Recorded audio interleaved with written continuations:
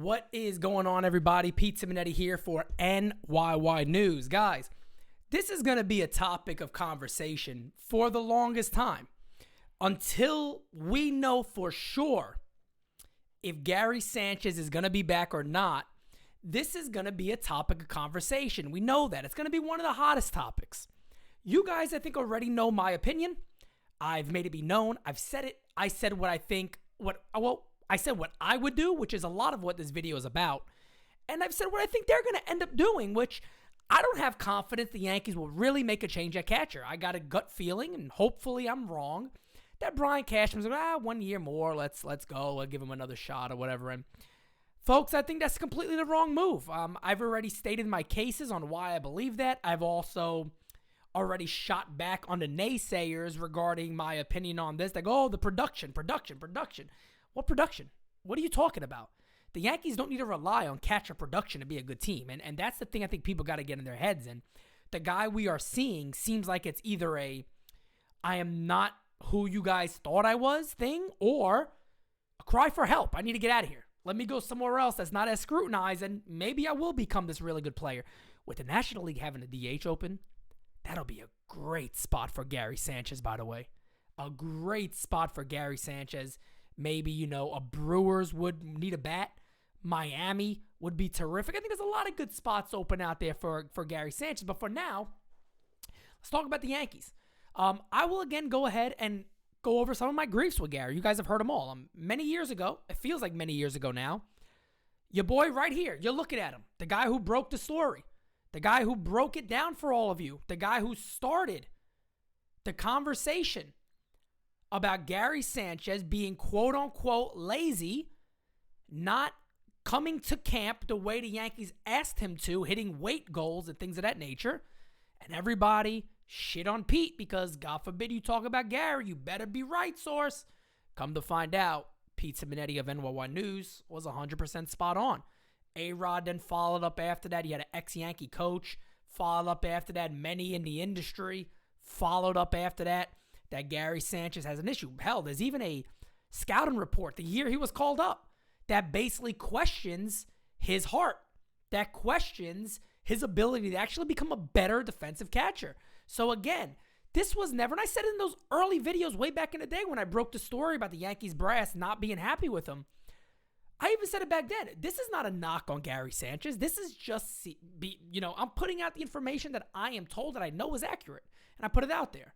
So, a lot of people saw it as, Pete hates Gary. And a lot of you guys who have followed me for years now, you guys know that that's the case. And I've always said, I hope Gary Sanchez is the best catcher in baseball year in and year out for the Yankees. I also said, me and Felix, and I think Felix actually said this before me, trade him for Real Muto. Get JT Real Muto back then. The Yankees didn't do it. Hey, that's all history. We can't go back to that now. Gary's who he is. The Yankees got to make the decision. Do we move on without him?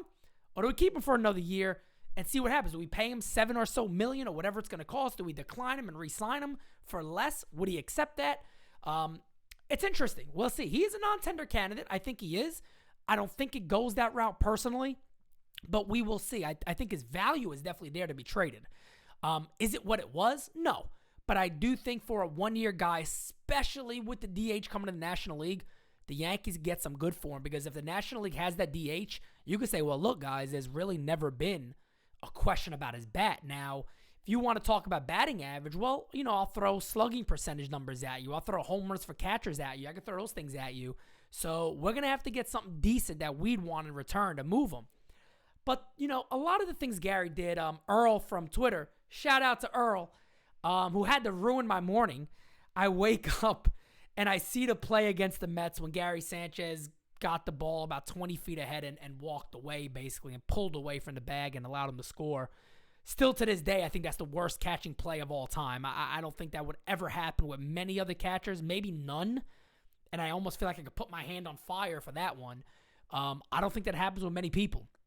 But it did. It happened. And then the pop-up and the bad framing, the passed balls, the not wanting, Cole. Cole doesn't want to pitch to him. And again, I went into detail about that on the Designated Spittaz pod, that I think a lot of that has to do with Aaron Boone too. And Kevin Kernan mentioned this also, is did he ever get these guys in a room and go, look, guys, hash it out?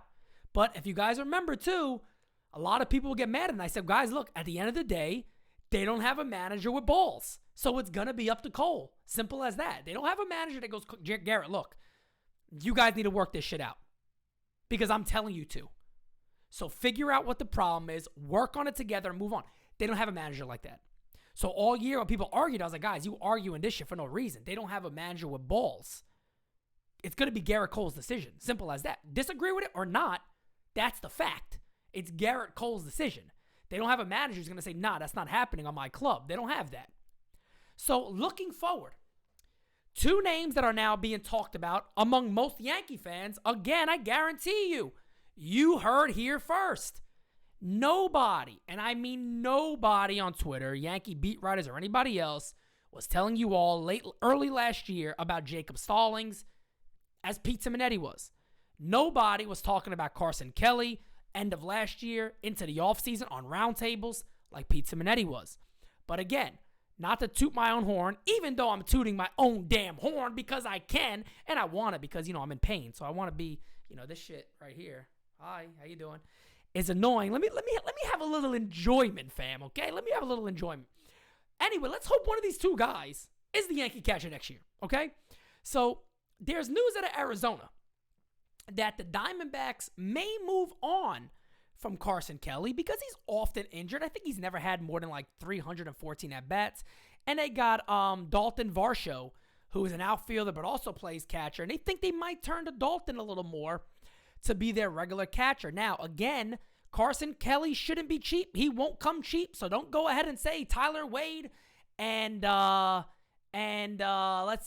Wade and Lucas Luetge for him. No, that's not going to happen. It'll be a pretty decent trade. I don't know the significance of it, but I'll let you guys get into that in the comment section below because you guys are better at trades than I am. I hate that whole let's make up trade ideas. I don't like doing it. It's not fun. Sometimes, yeah, you like to get an idea and a projection, but not a big fan of it. So last year, Carson Kelly had a 2.2 WAR. Decent defensively. But again, if you're looking at potential for the future and a guy who could potentially be an all-star caliber catcher, Carson Kelly's your guy out of him and Jacob Stallings. There's no doubt about it. The higher upside, the younger player, Carson Kelly's going to be 27 next year, is Carson Kelly. There's no denying that. Last year overall, I'll give you guys his numbers now. Again, 2.2 WAR, 304 at-bats, second highest he's had in his career. 13 homers, 240 average, 46 RBIs, on-base percentage 343, slugging 411, OPS 754. And again, on the defensive side, not bad. He's not a bad defensive catcher at all. So, if you see that, I see some people saying, well, how good is he? He's a good defensive catcher. He's not bad. He's well improved upon Gary Sanchez, put it that way. If that's the way you want to see it, he is well improved on Gary Sanchez.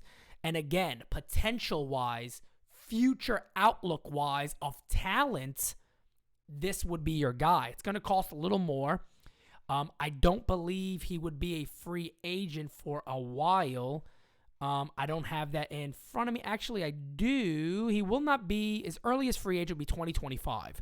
So you're looking at 22, 23, and 24 with them, 3 full seasons, where, again, he'll be cheap. Arbitration will kick in. I'll get a little bit of a raise because he's a good hitter. But the main thing with Carson Kelly is staying healthy. And the workload. The workload will be a little new for him. I think the Yankees either got to commit, either one of these guys.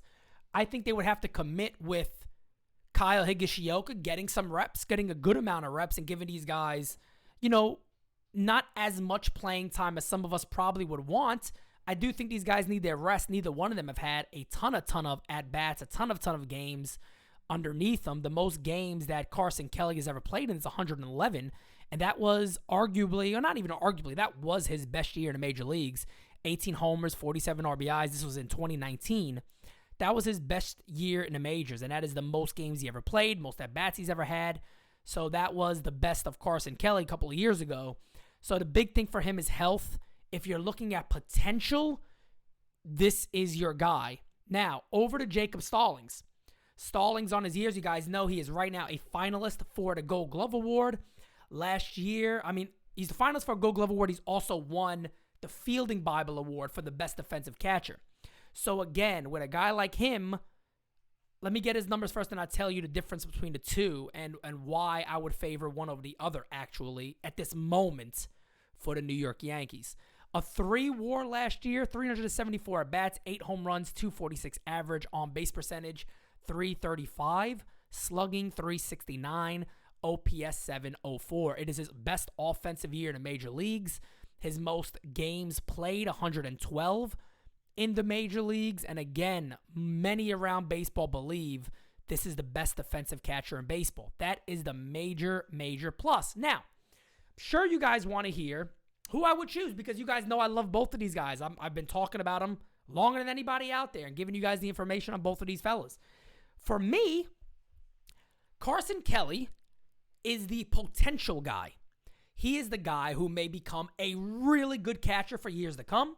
He's the guy that's a little more risky. He's the guy that you're taking more of a risk on, because there's the offense potential, there's the defense potential, but then there's the idea of the uncertainty of him.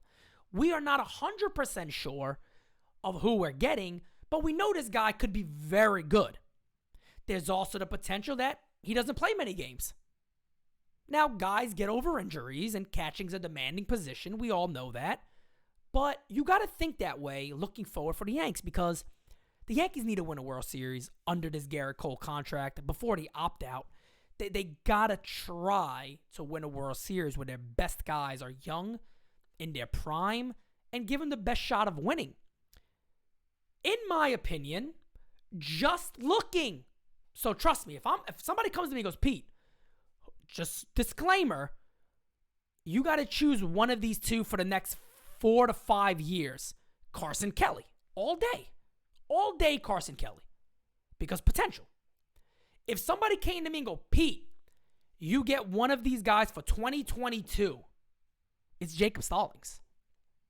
Because defense, to me, is really what has been missing from that position. Not offense. Gary Sanchez can hit you 20-plus homers. We know that. Gary Sanchez could bat 210, have a decent, good slugging percentage. I drive in some runs. I do all that stuff. I want defense. I'm at the point now where I want defense. I want my young pitchers and my pitchers in general to know they could bounce a ball in the dirt.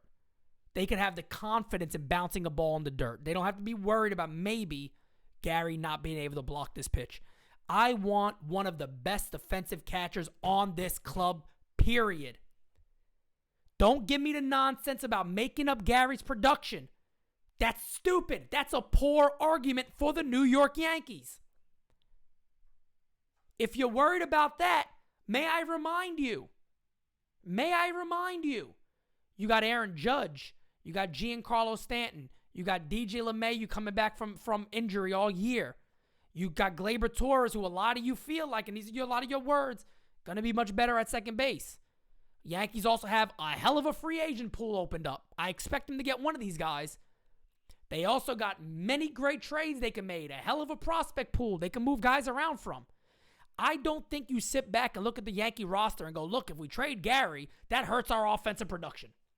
If that is the case, bring him back. If that's the losing formula, that was a loud losing, excuse me, cover your ears, I should have put a warning. If that is your formula, that is again a losing formula, and I will not go with that. Jacob Stallings should be the guy. Should 150% be the guy the Yankees trade for. If he's available, I don't see why he wouldn't be. I don't see why that would be a problem. I think the Yankees can definitely prime away, throw in a pitching prospect. You know what I mean? Again, I don't know all the trade values and these websites you can use and blah, blah, blah. I don't care about that stuff. I told you guys, everybody's up for grabs to me instead of, besides Anthony Volpe, who I actually might be seeing in December. Early December. I might actually be seeing Anthony Volpe if I go to the Italian baseball thing, their dinner they got for him and Tom Verducci. Maybe attending that, so we'll see. I'll keep you guys updated on that. But overall, Jacob Stallings is my guy. I'm banking more on a guy being very good with our starting pitching, stealing some strikes, doing the little things that count. And I think with confidence, I can say I think you'll get 2 really good years from Jacob Stallings, minimum. That is until Austin Wells maybe really significantly improves defensively and could really be a full-time catcher, or Antonio Gomez is ready. Those are the two main guys I'm looking at for the Yankees when it comes to catching. I think Antonio Gomez ends up being a guy if he stays healthy. Austin Wells, I think, needs significant improvement at catching. There's many people that'll tell you now he's way behind, especially at the level he's at. His bat will carry him anywhere, but in the catching position, he's way behind. So, guys, that is my thought on the catching situation. I don't see any way you bring Gary Sanchez back and expect me to be happy. I can't. I've seen enough of Gary Sanchez. Simple as that. I know a lot of you disagree. I have seen enough of Gary Sanchez. Guys, it's been a long journey for me and Gary. It's been a long journey for me and Gary. A long journey. I kind of been marked on Twitter by many people as this big Gary hater, and that's never been the case. I just reported what I was told. And can you say it was wrong? Can you say it was not true? It's proven true multiple times. Proven true back then. Let alone now. Now everybody's on Captain Pete's boat. Everybody jumped on Captain Pete's boat. But Carson Kelly, Jacob Stallings, I wouldn't be upset with either. But I do think the win now 2022 catcher is Jacob Stallings. You guys let me know in the comment section below. And guys, we are closing in on our January goal. We are about 600 subscribers away from 6,000 subscribers. Guys, please, friends, family, any Yankee fans you know, share this link. Say, guys, follow Pete and his team. They got huge announcements coming out in January, which we do actually coming out in December, of everything we got planned in January. The big new change coming up. All the big additions. You guys are not going to want to miss it. Again, like, share, subscribe. Comment section below. Let me know what catcher you would choose. Maybe it's somebody different than I mentioned. Maybe you guys would stick with Gary. Maybe you nutballs would stick with Gary. I don't know. Let me know what you think about Stallings. Let me know what you think about Kelly. And on top of that, throw me some trades out there because you guys are better than me when it comes to these trade scenarios. So, guys, again, for Pete Simonetti and Team NYY News, I greatly, greatly thank you guys, and I will talk to you again very, very soon. Tell me